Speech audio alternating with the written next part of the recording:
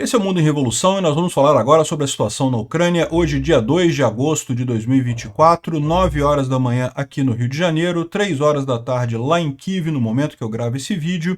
E está acontecendo neste momento um ataque com mísseis e drones russos contra a Ucrânia, particularmente aqui na região da Odessa.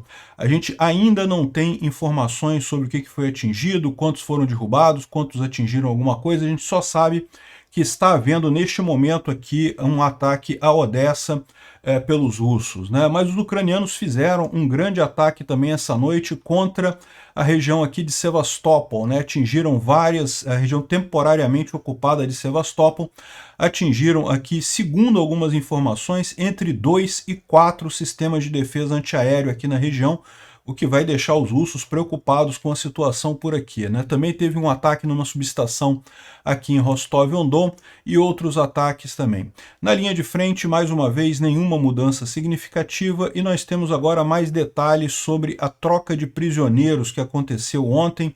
Foram um total de 16 americanos contra 8 russos,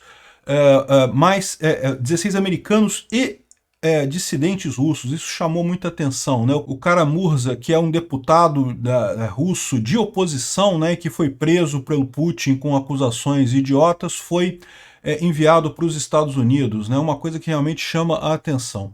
Vamos falar sobre esses e outros assuntos em detalhes. Essas notícias foram sugeridas por Estação Verão, Boi Cansado Bebe Água Suja e várias outras pessoas. Obrigado aí ao pessoal que sugeriu notícias lá no nosso site, no wrevolving.com, e obrigado a você que está assistindo o nosso vídeo. Se você gosta do nosso conteúdo, por favor, deixe o seu like e se inscreva aqui no canal, né? Pois bem, então, como eu falei para vocês, neste momento está havendo um ataque com mísseis contra Odessa. Não sabemos ainda quantos mísseis, o que foi derrubado, o que atingiu, não temos essa informação ainda. Só informações de que há mísseis atingindo lá, ou seja, aqui 14h29, ou seja, a coisa que acabou de acontecer lá na Ucrânia, né, são por volta de 3 horas da tarde agora na Ucrânia. Foram mísseis Iskander-M que atingiram a região de Odessa, né? E, enfim, no vídeo de amanhã a gente traz mais informações sobre isso, não sabemos os danos que aconteceram ainda.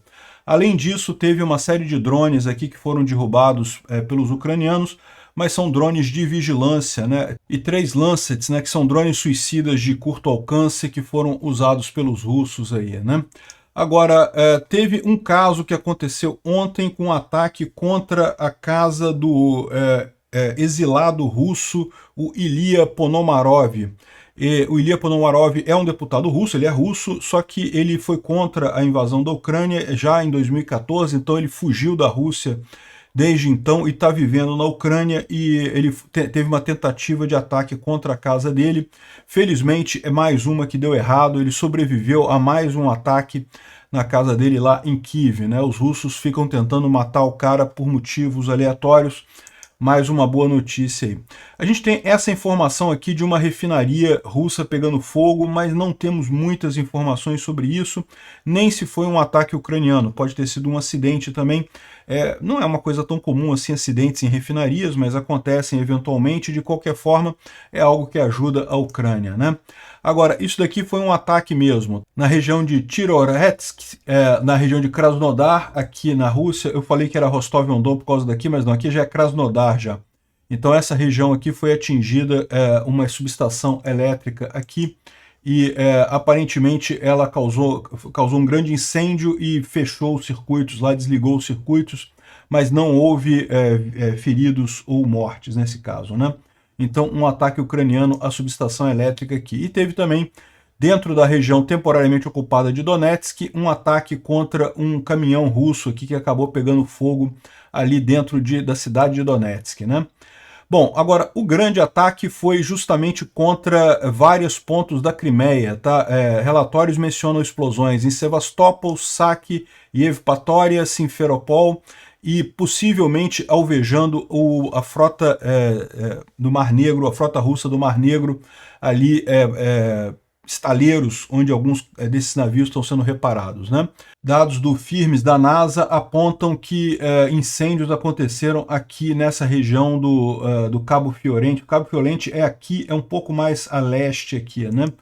Dá para ver aqui o local onde foi atingido. Segundo está dizendo aqui, essa área teria lançadores S-400, sistemas de defesa S-400, com pelo menos 4 lançadores. Imagina-se que no mínimo 2 foram destruídos nesse ataque, né? Então tem alguns vídeos aqui também do ataque.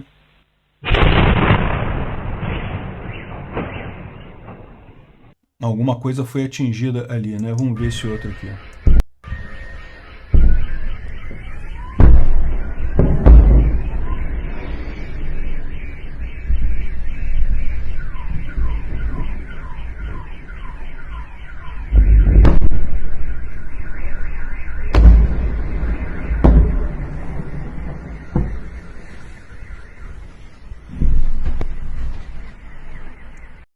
Mostrando aqui o trabalho da defesa antiaérea, né? Tem mais esse aqui.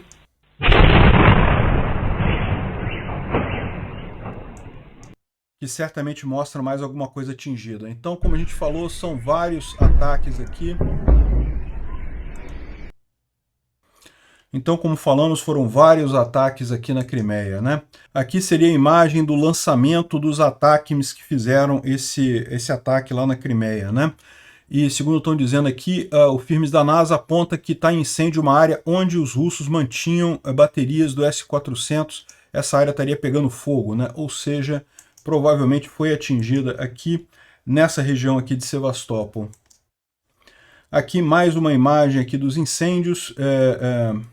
Segundo o Tim White aqui, foram 4 sistemas de defesa que podem ter sido atingidos ali na região, né? A gente não sabe ainda, não confirmou se todos foram atingidos, mas o potencial é muito grande ali, né? E tá aqui o pessoal reclamando aqui que em Evpatória também teve casas balançando e a luz desapareceu e coisa e tal. Isso aqui é o pessoal russo comentando no chat lá da região, né? E Evpatória é mais aqui para cima, é nessa região aqui. Também tem bases aéreas próximas aqui, né? E a Ucrânia aparentemente atingiu alguma coisa por aqui também. Não foi só aqui na Crimeia, não, tá? O pessoal está comentando aqui, ó, que 2 anos atrás eu encontrei um cara que eu provavelmente não deveria ter encontrado, né? Um russo que faz programação de S-300 e S-400. Do que eu tenho ouvido falar, ele tem feito muitas viagens para a Crimeia ultimamente. E eu tenho tentado espremer alguma informação dele, mas não consegui sucesso. De qualquer forma, julgando pelas defesas aéreas que estão pegando fogo lá na Crimeia, ele está tendo muito trabalho também. Ele não está tendo muito sucesso no trabalho dele de programar os aparelhos lá, os S-300 e S-400, né? O pessoal está imaginando que esse ataque a sistemas de defesa antiaérea na Crimeia é uma preparação para os F-16, né? Os F-16 chegando aí podem fazer um estrago nas defesas russas. Vamos ver o que vai acontecer, né? Alguns detalhes saíram sobre o ataque feito em Kursk ontem, né? Eu falei sobre isso no vídeo de ontem, que os ucranianos atingiram essa região aqui, ó, 2 bases militares ali próximo de Kursk, e aqui ele tem mais algumas informações sobre isso aqui. E a informação interessante que a gente tem justamente sobre essas bases aqui é que foi usado o Neptune, não foi usado nem ataques nem drones, né, ucranianos para atingir essas bases. Isso é uma coisa muito interessante, né? A Ucrânia está desenvolvendo o Neptune para se tornar uma arma formidável, talvez a par com o ATACMS. E lembra, como o Neptune é fabricação ucraniana mesmo, não é americano, pode ser usado em absolutamente qualquer coisa na Rússia sem nenhuma limitação mesmo, né? Bom, falando sobre a linha de frente, temos aqui algumas imagens de russos morrendo, sempre bonito ver isso, não temos nenhuma grande mudança no final das contas. Aqui, na região de Nova York, New York e Toretsk, os ucranianos de fato avançaram um pouquinho aqui, também nenhum avanço significativo, nada que faça diferença, né? Aqui na região de Progress, a grande preocupação aqui, teve mais um monte de avanço russo aqui. Isso é esperado, como eu falei para vocês, uma vez que foi furada a defesa principal aqui em Progress, é esperado que os russos avancem bastante coisa aqui, até que eles não estão conseguindo avançar muita coisa aqui, dado a gravidade do que aconteceu, né? De qualquer forma, vamos aguardar esse fronte aqui estabilizar aqui nessa região, né? Temos também informações aqui sobre Pervomaisk, que é só um pouquinho mais abaixo ali de Progress, mas nenhuma mudança aqui. E finalmente em Novomihailivka também nenhuma mudança significativa nessa região aqui. Ou seja, continua a linha de frente basicamente da mesma forma, com russos fazendo pequenos avanços, mas nada que seja significativo do ponto de vista estratégico, né? Ao contrário, tem o pessoal comentando aqui sobre uma outra possibilidade aqui da Ucrânia fazer, nesse momento, um ataque, né, que seria justamente atacar a Transnistria, retomar a Transnistria. Isso poderia ser interessante justamente como uma alternativa de movimento assimétrico por parte da Ucrânia. A Transnistria, para quem não sabe, é uma, entre aspas, república separatista da Moldova. Então essa área aqui é internacionalmente reconhecida como parte da Moldova, mas ela é ocupada pelos russos, né? A mesma lorota que os russos contam no Donetsk, na Crimeia. Ah, não, porque as pessoas ali falam russo, então fizeram um movimento separatista. Lorota. Exército russo que foi lá, foi colocado lá e fez esse, entre aspas, movimento separatista aqui, né? Isso aqui é o mais antigo deles. Na verdade, esse daqui foi o primeiro teste dos russos com essa ideia idiota de movimento separatista, e deu certo no caso, porque até hoje essa região aqui ela é isolada, né? E isso dificulta, por exemplo, a Moldova entrar na União Europeia. A Moldova queria entrar na União Europeia quando a Romênia entrou também, mas aí não podia, porque tinha essa região aqui que tinha problemas e coisa e tal. Então esse tipo de coisa funcionou, os russos viram que funcionou, isso atrapalha o país mesmo. E daí que decidiram replicar essa solução, por exemplo, aqui na Geórgia, invadindo aqui a Abcásia e a Ossétia do Sul, e depois aqui na Ucrânia, invadindo Donetsk, Luhansk, Crimeia e coisa e tal. Enfim, não tem nada de república separatista aqui, né? E sempre se falou sobre a possibilidade da Ucrânia aproveitar que está com o exército mobilizado e limpar essa área para o pessoal da Moldova, né? Existem alguns incentivos da Ucrânia a fazer isso. O principal deles é que, bem ou mal, ali na Moldova existe o maior arsenal de projéteis soviéticos da Europa, ou seja, tem muito projétil ali. A Rússia não tem como tirar esses projéteis dali, porque, lógico, não tem como chegar com um avião ali nessa região, não tem como sair por navio, então não tem o que fazer, tá parado ali essa coisa. Ela tem algumas tropas aqui, mas também não tem como movimentar essas tropas, então a situação é de impasse. A Ucrânia podia tomar essa região aqui e aproveitar esse arsenal, né? A ideia seria utilizar aqueles voluntários russos com apoio de outras unidades para entrar na Transnistria, tal como fez incursões em Belgorod, e isso não faria muita diferença porque a Rússia não considera a Transnistria parte do território russo, embora considere uma região alinhada, né? E tem muito poucas tropas russas na Transnistria, seria difícil jogar mais tropas ali. A Rússia estima que tem 1.500 tropas apenas, que seriam insuficientes para defender a região, fazendo ela vulnerável para captura. E a perda da Transnistria seria um golpe simbólico muito forte contra o Putin, né? E lógico, isso levaria a negociações depois, tanto com a Rússia quanto com a Moldova. Mas pelo menos já é uma carta que a Ucrânia tem na manga ali, né? Tem muitas opções e teria inclusive a questão dos recursos que tem lá, da munição. Vamos ver se a Ucrânia vai fazer alguma coisa desse tipo. O Instituto para Estudo da Guerra não traz nenhuma grande novidade aqui, fala sobre o pequeno avanço ali na região de Pokrovsk, ou seja, na direção de Progress. A gente está preocupado com isso também, temos acompanhado isso daqui. Vamos ver até onde que os russos conseguem avançar, né? Bom, houve também uma troca de corpos com os russos, tá? Foram retornados 250 corpos de combatentes ucranianos que estavam em poder dos russos, e certamente também o contrário foi feito, ou seja, não é a notícia ideal, mas pelo menos você tem aí a liberação dos corpos para as famílias ucranianas poderem enterrar seus irmãos, filhos, pais, enfim. É uma situação triste, mas é menos pior do que ficar sem a certeza, né? Bom, os russos restauraram uma estrada de ferro que eles tinham destruído lá em Mariupol, e isso pode ser alguma coisa crítica, porque vai dar uma passagem grande para eles, né? Como eu falo para vocês, eles estão falando dessa passagem essa estrada de ferro aqui, ó. Eles estão falando dessa passagem aqui que começa em Komolosskoye e aí vai aqui até entrar nesse ramal que liga aqui Volnovakha com Mariupol, né? Mariupol tem uma estrada de ferro que liga ela a Volnovakha, mas Volnovakha, como a gente já explicou, é um hub muito importante aqui, mas está próximo da linha de frente, de forma que os ucranianos conseguem bombardear isso aqui com certa facilidade. Os russos não conseguem avançar muito aqui nessa região, não conseguem usar esse grande hub aqui. Por isso, eles construíram essa linha aqui, e estão começando a usar ela, né? É bom que quando a Ucrânia retomar tudo, fica para a Ucrânia. Bom, olha só que coisa, né? Para que se alguém tinha alguma dúvida que o Julian Assange era ativo russo, a gente tem essa certeza agora, né? Eu continuo com a opinião de que o cara deve ter o direito de liberdade de expressão, deve falar a besteira que ele quiser, mas é bom ficar muito claro, sim, o Assange é um espião russo, ele é um ativo russo. E fica muito claro isso aqui agora que ele está fazendo o site da Wikileaks, está regurgitando propaganda pró-Maduro, cara. Maduro é realmente um ponto de limite, ele é uma linha vermelha. Qualquer pessoa que começa a falar pró-Maduro é porque está realmente enrolado com os russos, né?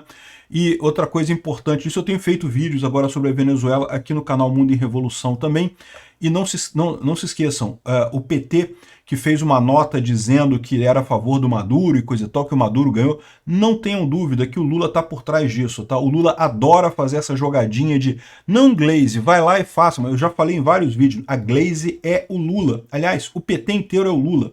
O Lula manda com mão de ferro em tudo, não tem outras lideranças no PT. Então não foi, a Glaze tomou uma decisão errada e comunicou aquela nota. Não, aquilo ali foi de propósito o Lula falando, né? E o Lula está do lado do Assange, evidentemente todo mundo ativo russo, um absurdo isso. Bom, a grande notícia aí do dia, eu já dei essa notícia ontem, mas continua sendo um assunto muito importante, é justamente o acordo para troca de prisioneiros que envolveu vários países aí, principalmente Estados Unidos e Rússia, né? Então a gente tem o caso aqui do Evan Gershkovich, que é um jornalista do Wall Street Journal, que foi preso como espião lá na Rússia, indevidamente, evidentemente, e também o Paul Whelan, que era um marine, um ex-marine, que fazia uma série de coisas lá na Rússia também, acabou preso.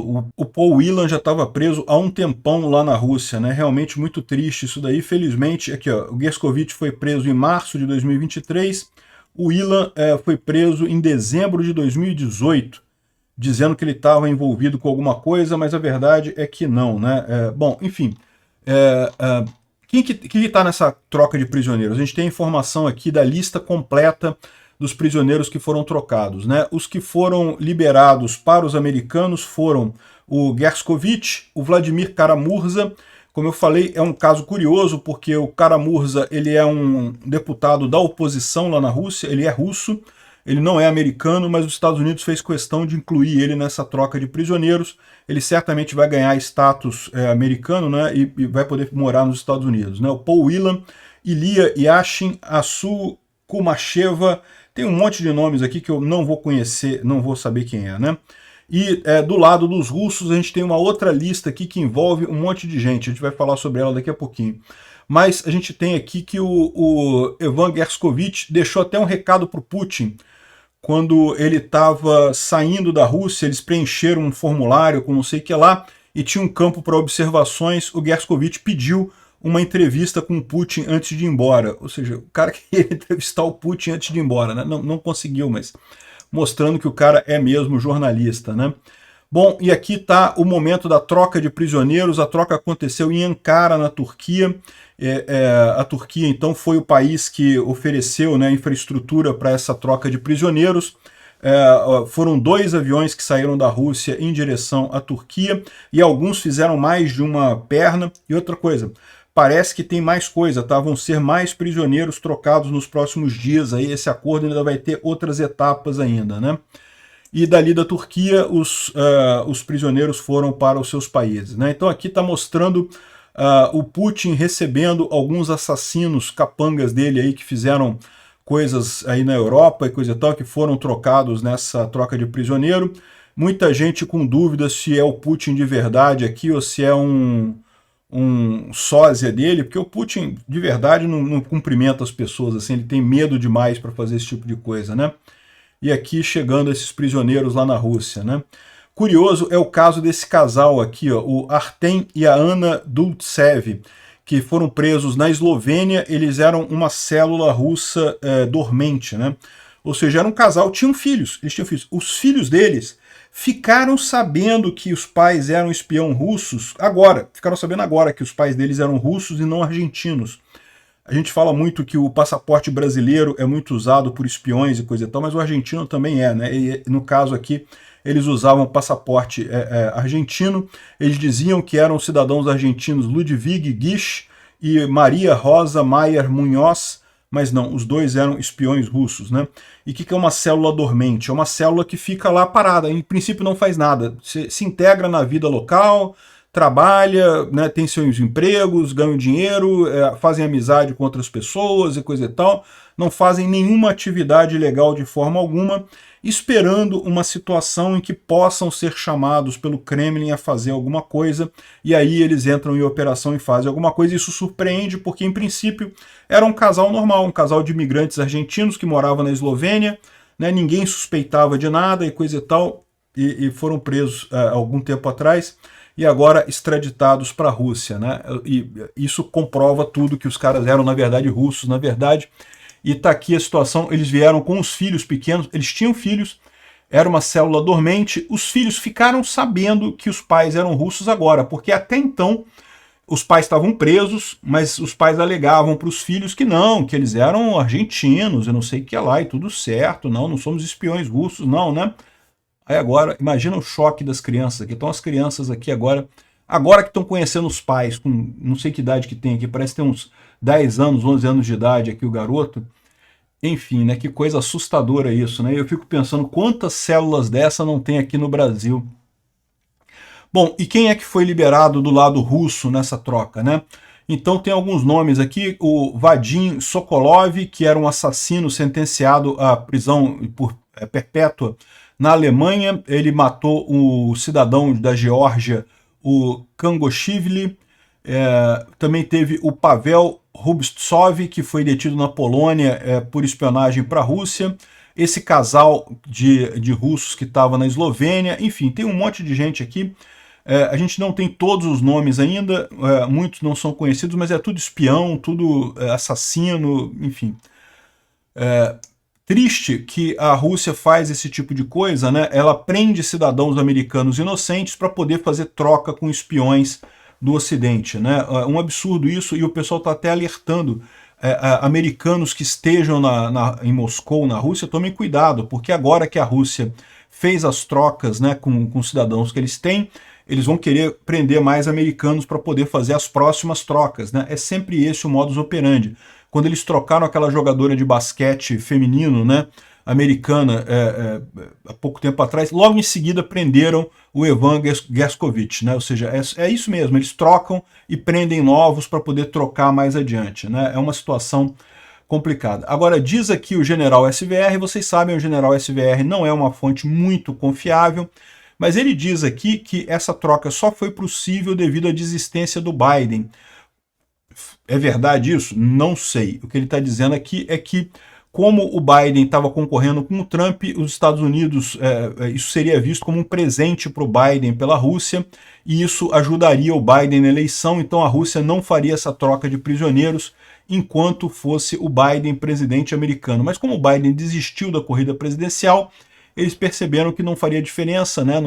Isso não ia ajudar a Câmara tanto assim, e não prejudicaria o Trump tanto assim, então fizeram a troca porque o Biden desistiu. É verdade isso? Não sei dizer para vocês. Bom, a família do Kara-Murza já estava em Washington, então eles se reuniram na Casa Branca lá com o Biden, falando com ele, né? O Kara-Murza não chegou ainda nos Estados Unidos, mas a família já falou com eles e coisa e tal, então, e ele falou que eu tinha certeza que eu iria morrer na prisão, né? E agora vai ter uma vida nova nos Estados Unidos. Excelente notícia isso, né? Bom, para complementar, temos duas boas notícias. Na Turquia, a segunda corveta ucraniana foi lançada ao mar ontem, então a marinha ucraniana sendo recomposta agora. Esses navios tinham sido encomendados antes da guerra, tá? Em 2020, ficaram prontos agora, mas já tinham sido encomendados lá atrás. De qualquer forma, boa notícia para a Ucrânia. Tem mais um navio, o terceiro, que também está fazendo testes ali no Mar Negro, né? A outra boa notícia é que o Orbán encerrou as negociações de paz dele. Não levaria a lugar nenhum isso, mas né, bom que encerrou de uma vez e acabou com essa brincadeira.